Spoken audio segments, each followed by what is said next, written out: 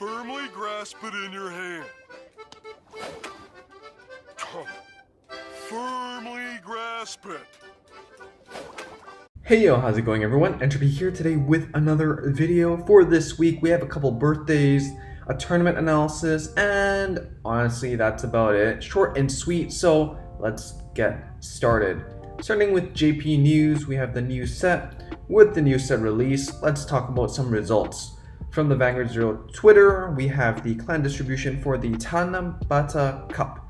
The Tanabata is the evening of the 7th, also known as the Star Festival. Doesn't really matter, but let's talk about the actual relevance of the results. Royal Paladin has actually completely disappeared. It still shows up like 4.3%, but you know, it's part of the others of the distribution now. For set 18, we only have Genesis representing 6.4%. Besides that, we have two of the meta leaders from set 19 still showing up, with Shadows at 14.2% and Golds at 18.4%. But there's a lot of new stuff showing up. Their Kagero, for example, is the top dog at 24.1%, followed with Link Joker and Bermuda Triangle at 8.5% and 7.8% respectively.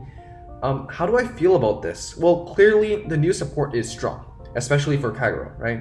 With that said, there can be recency bias.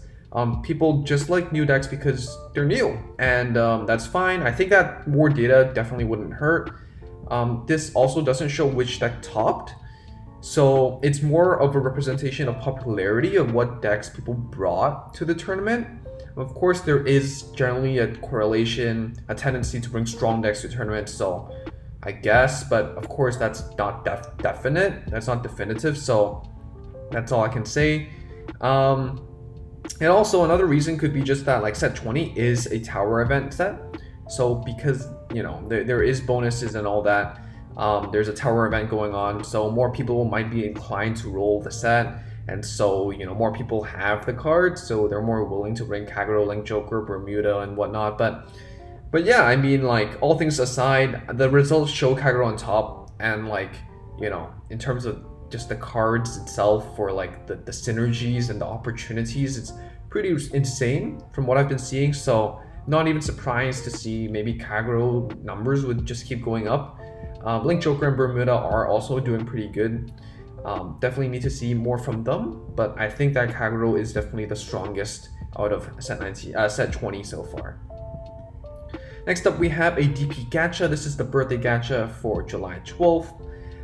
It's limited to gems and 10 rolls as usual. Of course, you get the icons and those rewards and the title, I believe, once you hit the target. So do that if you're interested in DP. Always, you know, birthday gachas are always nice, I guess.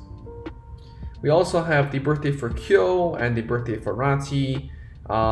They don't have gachas, they don't have stuff like that. So why is that the case? Well, the trend so far is that it needs to be a character fight character, can't be an event clan, can't be a character that doesn't exist yet. So for example, Global won't celebrate Rati's birthday because we're not in Legion yet.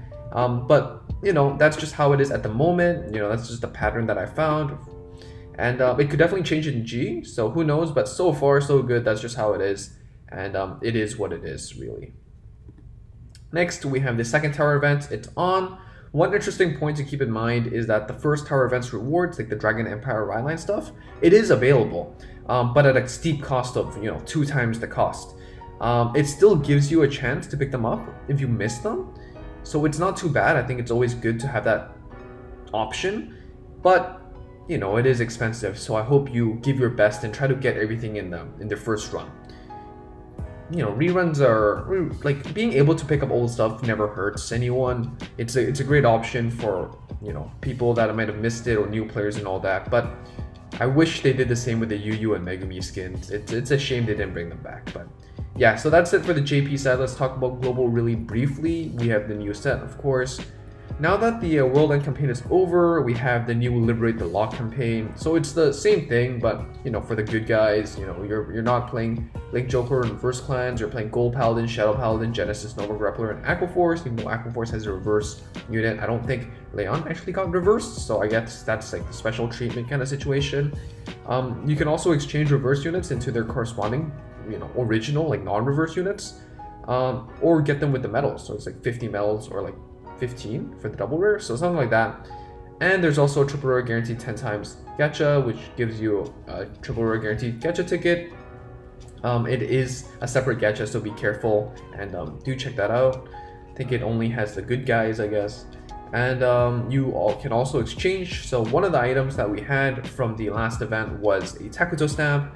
Of course, we talked about how this is going to be Alfred, and it is. And where can you get it? Well, you know, you can get it in the shop exchange where you exchange your stuff. For reference, you know, we are getting like a surprise card through the Aichi snap. For JP, this was Blaster Blade Seeker. Not too important because Blaster Blade Seeker will be a ranked reward, and like if you pull like a Sing Saber or Thing Saber, you will get a Blaster Blade Seeker anyways. But I guess it never hurts to just get a free triple rare. It's max at the end of the day, if anything. So that is basically it. Question for everyone for today: how do you feel about the meta right now? You know, we're 10 days in. Whether that's JP with set 20 or Global with set 17, what are your thoughts? How do you feel? You know, what decks are performing the best for you? What decks do you fear the most on ladder?